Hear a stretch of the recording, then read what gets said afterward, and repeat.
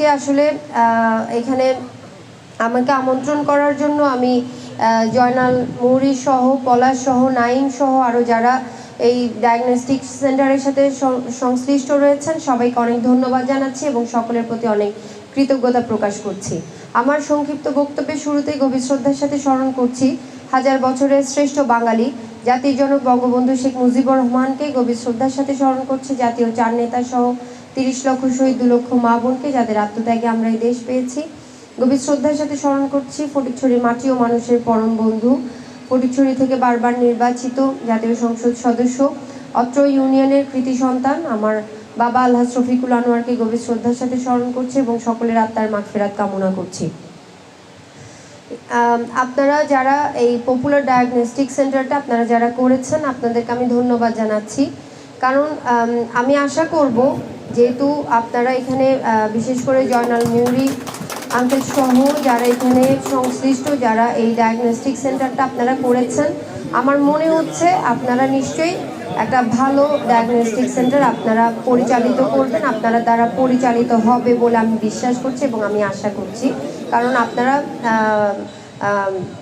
এর আগেও ইতিমধ্যেই আসলে অনেকেই বলেছেন, আমিও বলছি, আমি নিজেই পার্সোনালি যেহেতু ওনাকে আমি চিনি, জয়নাল মৌরিকে, ওনাকে আমি অনেক পছন্দ করি বা ওনার আমাদের এই যে টিএইচও সাহেবও আছেন, আমরা সবাই মোটামুটি ওনার উপর একটা আস্থা রাখি।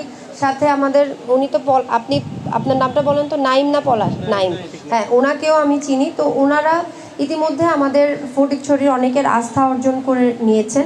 এটা কিন্তু অনেক বড় একটা বিষয়, কারণ স্বাস্থ্য ক্ষেত্রটা অনেক ইম্পর্ট্যান্ট একটা বিষয়। বিশেষ করে বাচ্চাদের জয়নাল মৌরি সাহেব ট্রিটমেন্ট করেন এবং ইতিমধ্যেই উনি বাচ্চার অভিভাবকদের আস্থা অর্জন করতে পেরেছেন। এই জন্য ওনাকে আমি ধন্যবাদ জানাচ্ছি, উনি যাতে ওনার এই ট্রেন্ডটা বজায় রাখে ইনশাল্লাহ ভবিষ্যতে।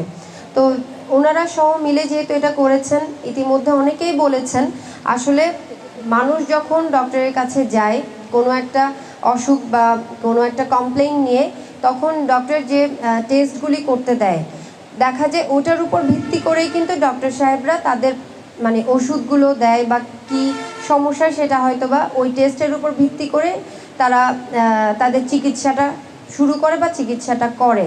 তো সেই টেস্টের রিপোর্টই যদি ভুল হয়, টেস্টেই যদি কোনো সমস্যা থাকে, তাহলে কিন্তু সঠিকভাবে সেই যে ট্রিটমেন্টটা পাওয়ার কথা সেই ট্রিটমেন্টটা আসলে করা যায় না বা করা হয় না। তো আমাদের এই ফটিকছড়িতে অনেকগুলা এ ধরনের ডায়াগনস্টিক সেন্টার আছে, তারপরেও দেখা যায় আমরা অনেক সময় শহরমুখী হয়ে, কারণ শহরে আমরা চোখ বন্ধ করে বলতে পারি, হয়তো বা অনেকে রাগ করবে, অনেকে খুশি হবে, সেটা হচ্ছে শ্যাভরনের কথা যদি আমরা বলি, আমাদেরকেও যদি যে কোনো ডক্টর কোনো টেস্টের জন্য বলে, তাহলে আমরা দেখা যায় শ্যাভরনে গিয়ে আমরা টেস্টগুলো করি। কেন?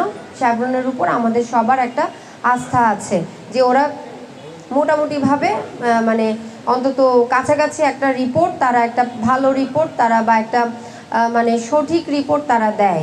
তো আমি আপনাদের কাছে আশা করব আপনারা নিশ্চয়ই এখানে ডায়াগনস্টিক সেন্টারটা করেছেন, আমি বিশ্বাস করি টাকা ইনকামের জন্য না, মানুষের সেবা দেওয়ার জন্য। তো আপনারা মানুষের সেবা এভাবেই দিতে হবে, সেটা হচ্ছে আপনারা তাদেরকে সঠিক রিপোর্টটা তারা যে আপনাদের কাছে এসে একটা ব্লাড টেস্ট করবে, একটা ইসিজি করবে, একটা আলট্রাসাউন্ড করবে, যাই করুক না কেন, আপনারা সঠিক রিপোর্টটা যদি দেন তাহলে তাদের ডক্টর সাহেবরা তাদের সেই রিপোর্টের উপর ভিত্তি করে সঠিকভাবে চিকিৎসাটা করতে পারবেন। তো যাই হোক, এই অনুরোধটা আমি রাখবো আস্তে আস্তে করে আপনাদের হাত ধরে। আমি চাইবো আপনাদের হাত ধরে চাইবো, আমাদের টিএইচও সাহেবও অনেক আন্তরিক, আমি চাইবো আপনারা ইয়াং জেনারেশন আছেন, আপনারা চেষ্টা করলে আমাদের ফটিকছড়ি, টোটাল ফটিকছড়ির আপনারা এই স্বাস্থ্য বিভাগটাকে আপনারা চেঞ্জ করতে পারবেন। আমরা ডেফিনেটলি চাই আমাদের এখানে ভালো চিকিৎসা পাক আমাদের জনগণ, যারা আমাদের ফটিকছড়ির যারা মানুষজন আছে, সবার হয়তো বা সামর্থ্য হয় না অনেক সময় শহরে গিয়ে চিকিৎসা করার। আপনারা তো এখানেই আছেন, আপনারা ইচ্ছে করলে বা চেষ্টা করলে, আমার মনে হয় ইচ্ছা আছে, আপনাদের চেষ্টাও আছে, চেষ্টা করে যাচ্ছেন। তো প্রপার ট্রিটমেন্ট এখান থেকেই আমার মনে হয় আমাদের ফটিকছড়িবাসী আপনাদের মাধ্যমে পেতে পারে। আপনারা নানুপুরে এখন করলেন, এটা যদি আপনারা সফলভাবে করতে পারেন আমি আশা করব আপনারা হয়তো বা আমাদের উত্তর দিকে করতে পারেন, দক্ষিণে আমাদের আরও ইউনিয়ন আছে সেখানেও করতে পারেন।